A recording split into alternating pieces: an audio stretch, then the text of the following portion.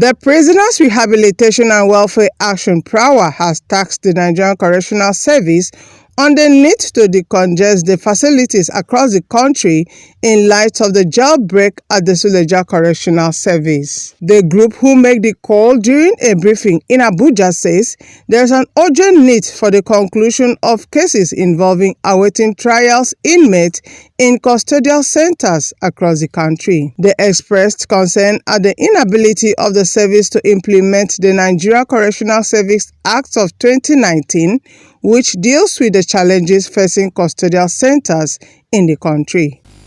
The destruction of infrastructure and subsequent escape of inmates underscore the urgent need for enhanced security measures as well as modernization of all correctional facilities across the country.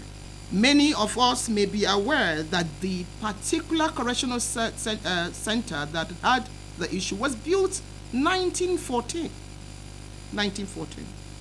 The colonial era facilities in our correctional systems are outdated. They are also vulnerable to damage, as evidenced by the recent incident in Suleja. Urgent action is needed to replace aging infrastructure, modernize them, equip them with relevant facilities that will help to advance security measures as well as the application of technology. Overcrowding remains, and I'm stressing this fact, remains a persistent challenge in our correctional facilities.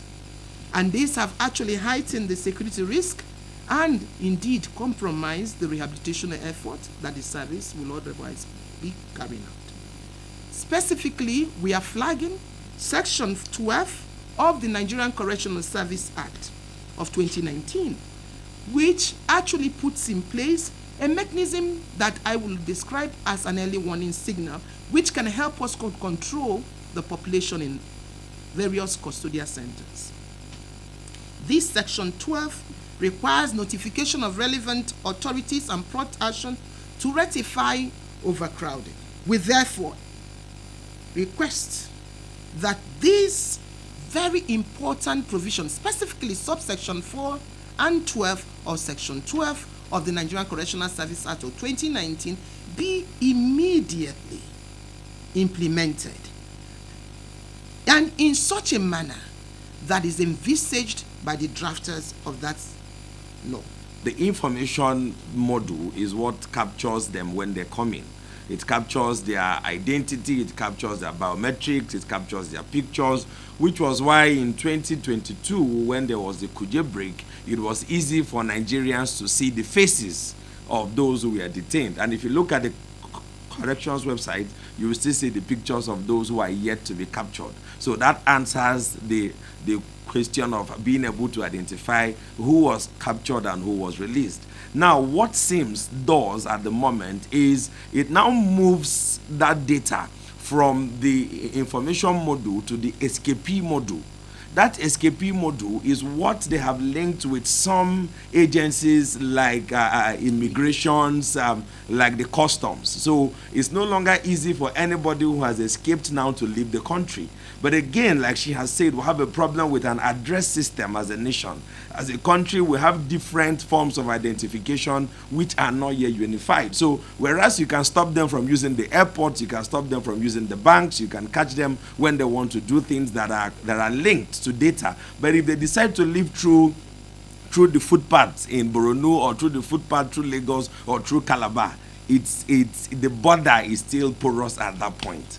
And we are also calling on the agencies responsible to make sure that, because if the corrections are putting in these efforts and the other agencies are not bringing in what is needed, they have the data but they can share. Even when they share, what is being done with what is shared is critical. And it says that the functions of the visitors of the custodial center are to visit the custodial center and inspect the wards, cells, yards, and other apartments or divisions of the custodial center. B, receive the complaints, if any, of the inmates. C, inspect the journals, registers, books of the custodial center and conditions of treatment of the inmates, and D, call the attention of the superintendent to any irregularity in the administration of the custodial center or structural defects which may require urgent attention. Now, subsection 23, it talks about it talks about the frequency, and somewhere in this it says it should be done every month. If we had this implemented and people were actually visiting the custodial centers every month, I doubt that we would, and not just visiting them as a box ticking exercise, but visiting them to implement everything that the Act has said they should. I doubt that we would get to the point where we are at. Everybody that's gone to Suleja Correctional Service in the past couple of years knows that it was a bomb waiting to go off. And this is what has happened. It's not even just about escaping. It is emblematic of the problem we have in the custodial center and the entire criminal justice system. Something needs to be done, and it needs to be done now. There are non-custodial ways of, taking prisoners out of, taking inmates out of these prisons. We have a lot of things in the Act to back it up. But the issue is that even from the police station down to the custodial center, there is a lot of processes that needs to be eradicated so as to reduce the number of people within the Nigerian Correctional Service, within the Nigeria Correctional Facilities. And I think if we go about that in the correct manner, these things would not happen, and maybe we would be able to reduce it over time.